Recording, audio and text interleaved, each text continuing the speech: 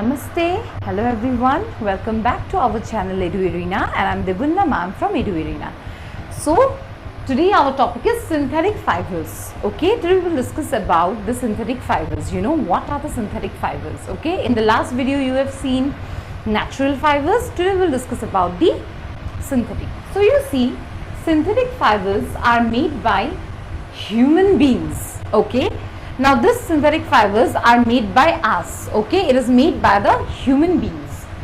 A synthetic fiber is also a chain of small units joined together.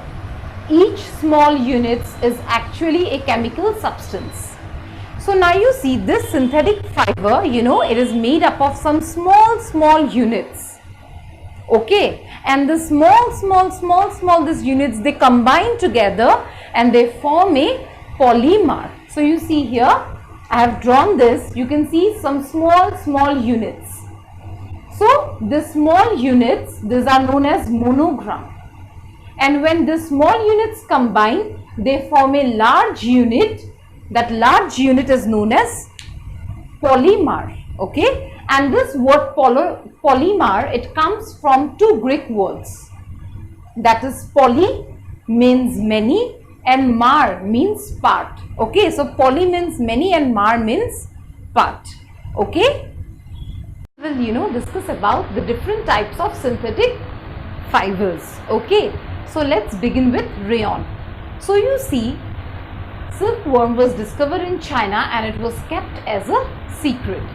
So silkworm was first discovered in China and it was kept as a secret. Okay, fabric obtained from the silk fiber was very costly, and the fabric, you know, which was obtained from this silk, it was very costly. But you know, this silk had a very beautiful texture which fascinated everybody. Okay, so you see, but its beautiful texture fascinated everybody. So you know, though silk had a very beautiful texture, it fascinated everybody, and so attempts were made to make silk artificially. Okay, that's why what happened, attempts were made to make the silk artificially. Towards the end of the 19th century, scientists were successful in obtaining a fiber having similar properties like silk. So towards the end of the 19th century, the scientists were successful in making a fiber which has the similar properties like the silk. Okay, such fiber was obtained from a natural source, wood plum.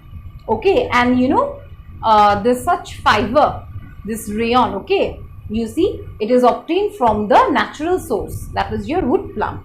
This fiber is called rayon. Okay, and this fiber is known as rayon. Okay, rayon is also mixed with the cotton to make bed sheets. Rayon is also mixed with you can say wool to make the carpets. Okay. Okay, now you see, nylon is another artificial fiber. Okay, so you see, it was made without using any natural raw material. Okay, so this nylon, it was made without using any natural raw materials. Just now we have discussed about the rayon. Okay, the rayon, in rayon, we used a natural raw material. Yes, that was the wood plum. But you see, in in the nylon, we don't use any natural raw materials. Okay, so you see, it was prepared from coal, water and air. Okay, the nylon, it is prepared with coal, water and air. It was first, so this nylon, it is the first fully synthetic fiber.